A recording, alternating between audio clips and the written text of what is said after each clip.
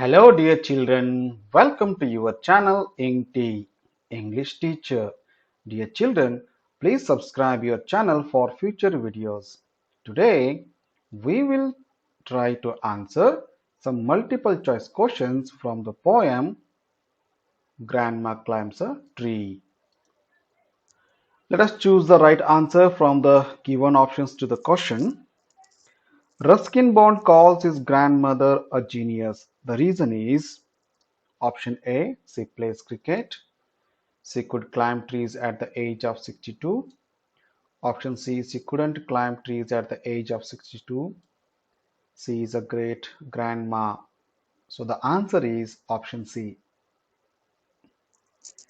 So the answer is option B. She could climb trees at the age of 62.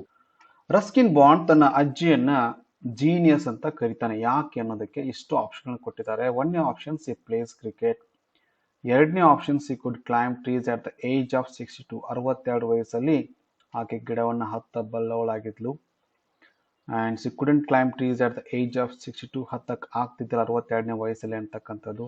C is a great grandma. ಅವಳು ದೊಡ್ಡ ಅಜ್ಜಿ ಅಂತ ಹೇಳ್ತೀವಲ್ಲ ನಾವು. Great grand ಮಾ, ಮಹಾನ್ ಅಜ್ಜಿ. ಅವಳು ಓರ್ವ ಮಹಾನ್ ಅಜ್ಜಿಯಾಗಿದ್ಲು ಅಂತಕ್ಕಂಥದ್ದು ಉತ್ತರವನ್ನು ಇಲ್ಲಿ ಕೊಟ್ಟಿದ್ದಾರೆ. ನಿಮಗೆ ಯಾವುದು ಸರಿ ಅನ್ಸುತ್ತೆ ಅಂತಂದ್ರೆ, ಅಲ್ಲಿ 62ನೇ ವಯಸ್ಸಲ್ಲೂ ಕೂಡ ಅವಳು ಗಿಡವನ್ನ ಹತ್ತುವುದರಿಂದ ಕವಿ ರಸ್ಕಿನ್ ಬಾಂಡ್ ಆಕೆಯನ್ನ ಜೀನಿಯಸ್ ಅಂತ ಕರೀತಾನೆ. This is the answer. Option B is the answer for this question.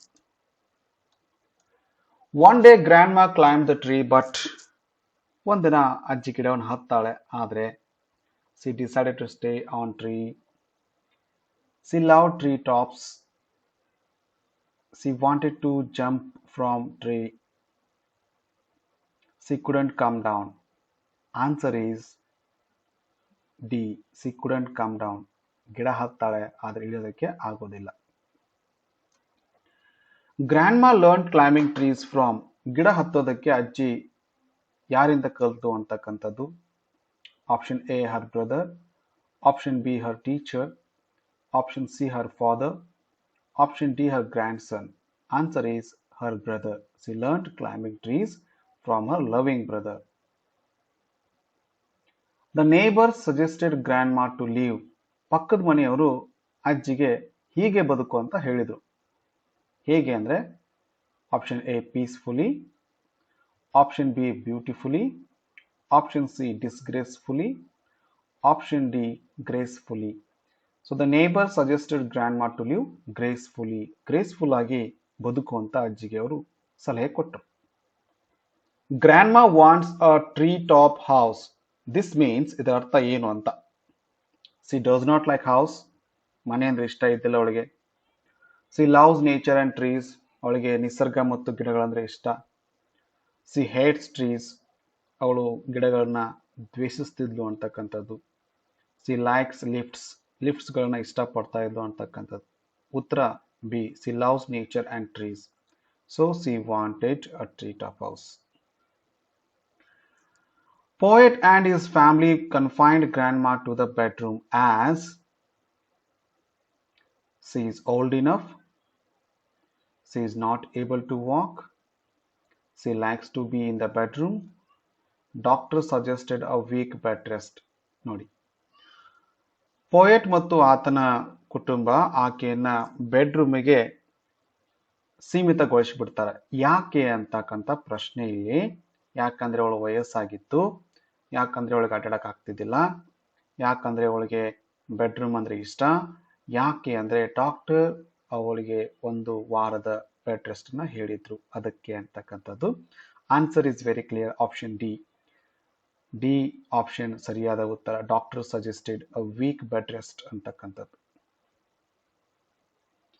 The neighbors and family members suggested grandma to stop climbing trees so that. ಪಕ್ಕದವರು, ಮನೆಯ ಪಕ್ಕದವರು ಅಂತ ಏನ್ ಕರಿತೀವಿ, ಅವರು ಮನೆಯ ಮೆಂಬರ್ಸ್ಗಳು, ಸದಸ್ಯರು ಏನ್ ಮಾಡಿದ್ರು ಅಂದ್ರೆ ಅಜ್ಜಿಗೆ ಗಿಡ ಹತ್ತೋದನ್ನ ನಿಲ್ಲಿಸಿ ಅಂತ ಹೇಳಿದ್ರು. ಯಾಕೆ ಅಂತಂದ್ರೆ ಸಿ ವುಡ್ ಸ್ಪೆಂಡ್ ಹರ್ ರಿಮೈನಿಂಗ್ ಲೈಫ್ ಗ್ರೇಸ್ಫುಲಿ. ಅವಳ ಉಳಿದ ಜೀವನವನ್ನ ಚೆನ್ನಾಗಿ ಕಳೆಯಲಿ ಅಂತಕ್ಕಂಥ ಒಂದು ಉದ್ದೇಶದಿಂದ. ಅವಳು ಅವರಿಗೆ ಡಿಸ್ಟರ್ಬ್ ಮಾಡ್ತಿರೋದ್ರಿಂದ ಅವಳು ಗಿಡ ಹತ್ತೋದನ್ನ ಬಿಡ್ಲಿಲ್ಲ ಅದಕ್ಕೆ ಅಂತ. ಅವಳು ಮನೆಯಲ್ಲೇ ಇರಲಿ ಅಂತಕ್ಕಂಥದ್ದು. ಸೊ ಆಪ್ಷನ್ ನೋಡಿ 4 ಇದೆ. ಉತ್ತರ option A, C wood spend Har remaining life gracefully ಅಂತಕ್ಕಂಥ ಉದ್ದೇಶದಿಂದ. ಅದಕ್ಕೆ ಅವ್ರು ಏನ್ ಮಾಡ್ತಾರೆ, ಸಜೆಸ್ಟ್ ಮಾಡ್ತಾರೆ. Poet's father completed the chore with his expert assistance. Here chore means, chore ಅಂದ್ರೆ ಏನು? ಕ್ಲೀನಿಂಗ್ ದ ಹೌಸ್, ಮನೆಯನ್ನು ಸ್ವಚ್ಛ ಮಾಡೋದಾ? Making a tree top house, ಗಿಡದ ಮೇಲೆ ಮನೆಯನ್ನು ಕಟ್ಟೋದಾ? ಮೇಕಿಂಗ್ ಬೆಡ್, ಹಾಸಿಗೆನ ಹಾಸೋದಾ ಅಂತಕ್ಕಂಥದ್ದು. ಕ್ಲೈಂಬಿಂಗ್ ಟ್ರೀ, ಗಿಡ ಹತ್ತೋದ. Answer, making a tree top house is the chore here. ಉತ್ತರ ಬಿ ಇಲ್ಲಿ. She sits instead there in tree-top house and drinks. ಗಿಡದ ಮೇಲೆ ಕುಂತು ಅವಳು ಕುಡಿತಾಳೆ. ಏನನ್ನು ಕುಡಿತಾಳೆ ಅಂತಕ್ಕಂಥ ಪ್ರಶ್ನೆ. Sherry, water, lemon juice, soft drinks. Answer is sherry. Option A sherry, ಹಣ್ಣಿನ ರಸ ಅಂತಕ್ಕಂಥದ್ದು. Last time she climbed the tree at the age of. ಕೊನೆಯ ಸಾರಿ ಆಕೆ ಮರವನ್ನು ಹತ್ತಿದ್ದು ಈ ವಯಸ್ಸಿಗೆ ಅಂತಕ್ಕಂಥದ್ದು. ಯಾವ ವಯಸ್ಸು ಅಂದ್ರೆ 42, 52, 62, 72. Answer C 62. She learned climbing trees at the age of. ಅವಳು ಗಿಡ ಹತ್ತೋದಕ್ಕೆ ಈ ವಯಸ್ಸಿನಲ್ಲಿ ಕಲ್ತ್ಲು ಅಂತಕ್ಕಂಥ ಪ್ರಶ್ನೆ. Option A 4, option B 5, option C 6, option D 7. ಉತ್ತರ ಆಪ್ಷನ್ ಸಿ 6. 6ನೇ ವಯಸ್ಸಿನಲ್ಲಿ ಅವಳು ಗಿಡ ಹತ್ತೋದಕ್ಕೆ ಕಲ್ತ್ಲು ಅಂತಕ್ಕಂಥದ್ದು. Which of the following are not the rhyming words of the poem. ಕೆಳಗೆ ಕೊಟ್ಟ ರೈಮಿಂಗ್ ವರ್ಡ್ಸ್ಗಳಲ್ಲಿ ಇವು ಪೋಯಮ್ದಲ್ಲಿ ಇಲ್ಲ ಅಂತಕ್ಕಂಥದ್ದು. ಪೋಯಮ್ದು ಅಲ್ಲ ಅಂತಕ್ಕಂಥದ್ದು ಇನ್ನೊಂದು ಅರ್ಥದಲ್ಲಿ ಹೇಳ್ಕೋಬಹುದು. Option A chore door, longer stronger, well hell, crown town. So chore door ಅಲ್ಲಿ ಇತ್ತು, ಲಾಂಗರ್ ಸ್ಟ್ರಾಂಗರ್ ಕೂಡ ಇತ್ತು, ವೆಲ್ ಹೆಲ್ ಅದು ಕೂಡ ಪೋಯಮ್ ಅಲ್ಲಿ ಇದೆ.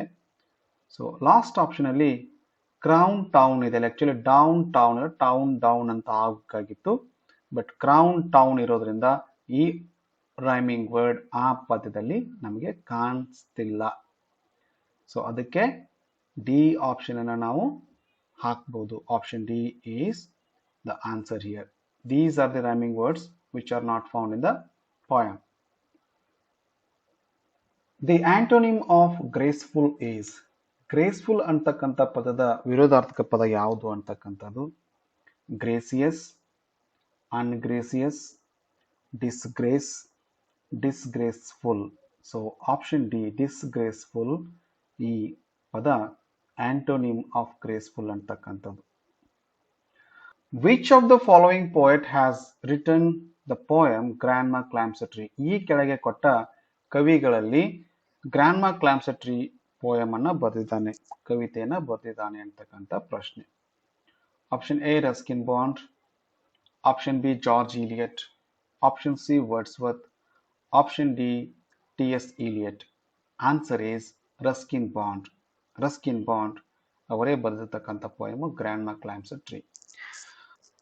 Okay, dear children, so far you answered multiple choice questions from the poem Grandma Climbs a Tree. I hope these are the, just example for your examination preparation. Of course, you can prepare, questions behind the textbook, and you need to read the text and the poem completely for answering these questions in your exam. If you don't understand any answer, and if you feel there is confusion in answer and question, you can contact your teacher for better understanding.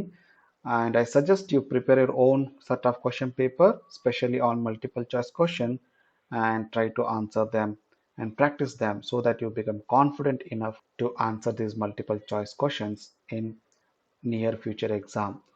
Okay, dear children, please subscribe your channel for future videos. We will meet again in next video with one more multiple choice question video on one more lesson. Till then, have a nice day, take care, stay home, stay safe.